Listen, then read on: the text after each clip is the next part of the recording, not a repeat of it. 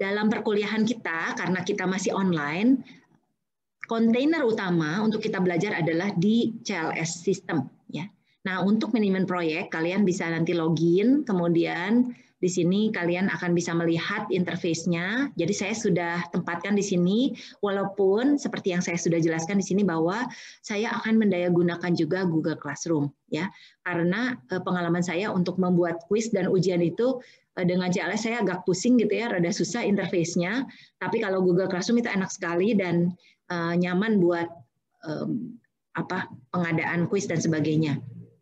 Jadi setiap kali nanti ada kuis atau ujian, saya akan taruhnya itu di Google Classroom. Ya, untuk semua bahan ada di CLS ini sebagai portalnya. Karena kita memang mendayagunakan CLS ini juga buat pelaporan akreditasi. Jadi ini penting untuk kita semuanya terdokumentasi di sini. Nah, di dalam CLS saya sudah tempatkan, seperti kalian perhatikan di sini ada silabus. Kemudian ada textbook utama yaitu IT Project Management, ya ini karangan Kathy Swalby, buku tahun 2019. Kemudian ada Project Management Body of Knowledge, kita sebut PMBOK gitu ya biasanya PMBOK. Ini juga textbook. Nah sebetulnya ini yang PMBOK dengan bukunya Kathy Swalby itu si Kathy itu bikin berdasarkan PMBOK gitu. Nah jadi materinya mirip. Tapi saya mau pakai utamanya si punya Kathy karena ada kasus-kasus yang membantu untuk kita lebih memahami. Jadi saya ambil utamanya dari sini. Oke, jadi untuk teori yang kita pelajari, kita pasti ambil dari dua ini ya. Untuk pertemuan di 2 jam pertama itu pasti kita lebih kurang akan membahas di sini.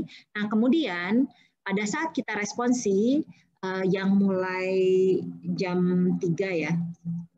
Ya, jam 3 itu kita akan menggunakan SAP. Nah, kecuali hari ini ya. Hari ini saya nggak mau menyentuh dulu SAP, saya mau mulai minggu depan.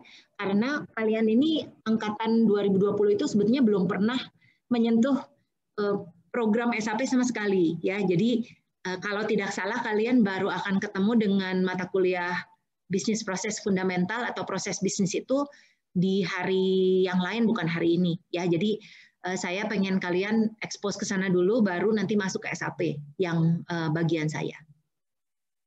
Jadi saya tunda seminggu untuk SAP. Hari ini kita akan kegiatan saja, tapi nggak akan benar-benar mengerjakan yang ada di dalam SAP. Kecuali nanti saya akan menjelaskan tentang instalasi ya, lebih kurang. Mungkin kalau kalian sudah mengikuti sendiri, harusnya sudah mencoba-coba, mungkin sudah berhasil juga ya. Tapi nggak apa-apa, nanti saya akan jelaskan lagi. Oke, kemudian untuk hari ini kita ada beberapa materi di sini ya, sebentar. Tapi saya harus buka silabus dulu. Kita pindah ke silabus.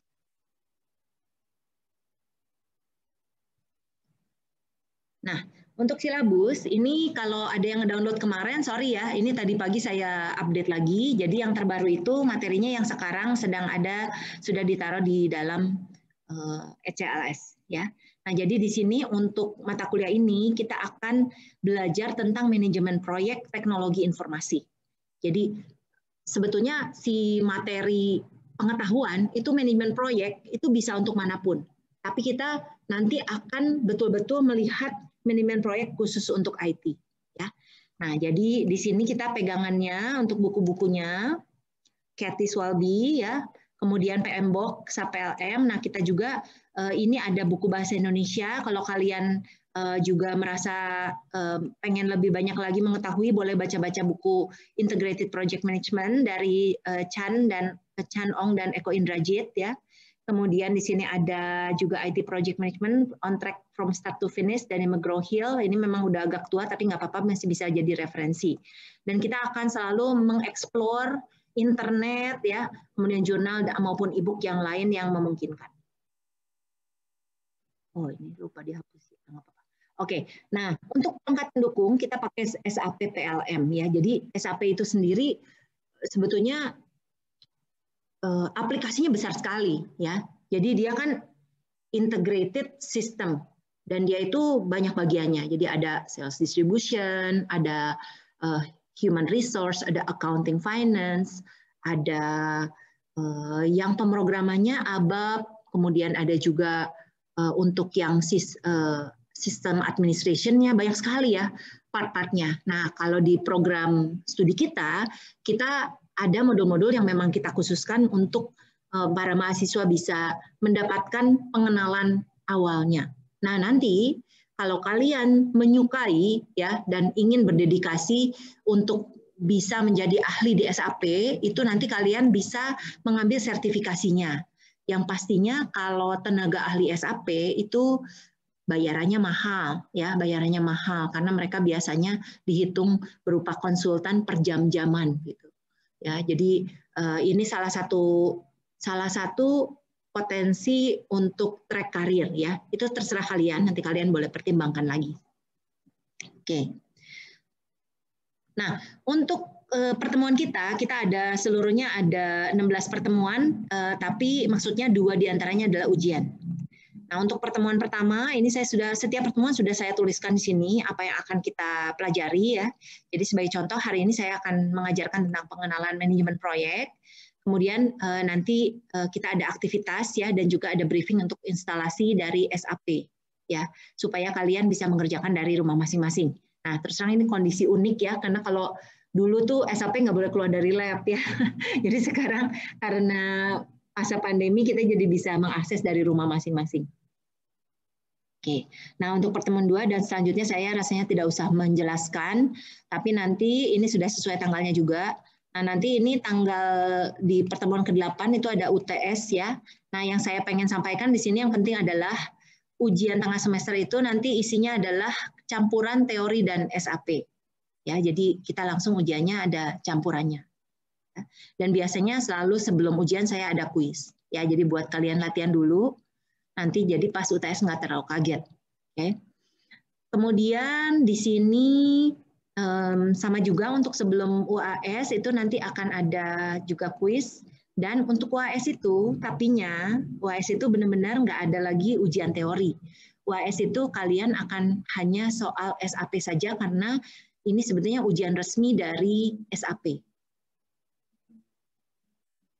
Dan ujian SAP itu selalu bahasa Inggris ya teman-teman. Jadi kalau kalian nanti kan buku yang manual yang saya bagikan itu dalam bahasa Inggris.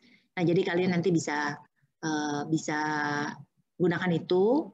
Dan karena sekarang online enaknya kalian bisa open book.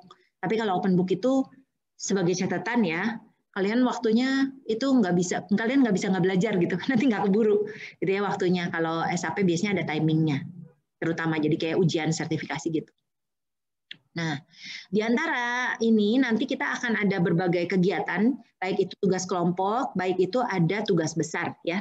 Jadi nanti ada tugas besar yang akan saya sampaikan, tapi saya nggak langsung menyampaikan sekarang ya. Nanti saya mungkin setelah beberapa pertemuan baru saya sampaikan tugas besarnya apa. Yang pasti nanti tugas besarnya itu kita akan mencari satu kasus ya. Kemudian kasus itu kita akan terapkan juga termasuk bagaimana kita menggunakan SAP untuk kasus itu. Ya, jadi nanti kalian akan diminta oleh saya untuk men-screenshot hasil-hasil dari penerapannya di dalam software SAP kita. Nah, untuk komponen penilaian itu UTS 25%, UAS 25%, KAT 50%. Nah, jadi teman-teman perhatikan, KAT 50% itu dari mana? Ya, dari sini ya. Dari tugas kelompok, dari diskusi, dari kuis ya. Jadi ini porsinya besar ya. Jadi kalian nggak bisa main-main untuk mengerjakan itu. Ya, jadi tolong kalian kerjakan. Kalau saya konsepnya gini ya, selalu di kelas saya. Pokoknya kalian harus ngumpulin dulu aja minimum. Kalau ngumpulin itu tidak mungkin saya memberikan nilai 0. Itu yang udah pasti ya. Seburuk-buruknya kalau misalnya kalian ngumpulin ngaco juga 40 poin dapat. Ya, jadi kalian nggak akan 0. Jadi saya minta kalian nggak boleh malas. Tolong dikumpulkan tugas besar, dikumpulkan berbagai tugas yang diminta. Kalau kalian ngumpulin, don't worry. Di kelas saya biasanya jarang yang nilainya jelek. Tapi kalau kalian nggak ngerjain itu saya udah nggak bisa bantu gitu ya. Jadi saya udah nggak bisa bantu karena akan sulit untuk mendapatkan nilai kalau kalian nggak mengumpulkan sama sekali. Oke, jadi ini nanti saya jelasin ya. Kalau kalian ada pertanyaan silahkan ya, boleh angkat suara. Nah, untuk kontak pengajar, untuk saya silakan ya, saya ada Line, kalian kan ada kontak dengan saya juga, ada WhatsApp, dan juga saya ada email, saya pakai email utama yang maranatha@acad.id. Baik, sampai sini apakah ada pertanyaan dulu? Saya nanya dulu. Cukup jelas?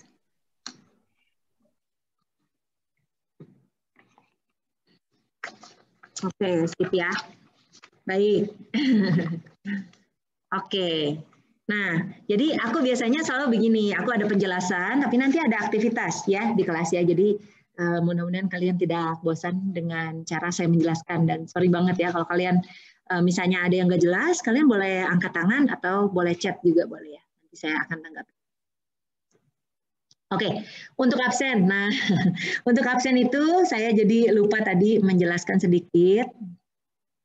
Nah, absen kalian itu saya minta seperti ini contohnya di pertemuan pertama ya. Nanti ada materi 1, pengenalan manajemen proyek. Oke. Kemudian nanti kalian kan ada diskusi, saya minta kalian kumpulkan tugas kelompok di sini, di submit filenya. PowerPoint nanti yang saya minta. Kemudian di sini ada absensi. Nah, absensi ini apa isinya? Saya cuma minta kalian tuliskan nama NRP, lalu buatkan 1 paragraf. Singkat aja, paling bisa juga paling 2 atau 3 kalimat udah cukup, tapi saya pengen kalian merangkum apa yang sudah Anda pelajari di hari ini. Gitu aja. Ya, itu sebagai absen kalian. Jadi nanti saya akan periksa seperti ini. Oh, ini sekarang kan belum ya. Jadi saya memang nggak minta di awal, jadi silakan kalian boleh kumpulkan di belakang, it's okay.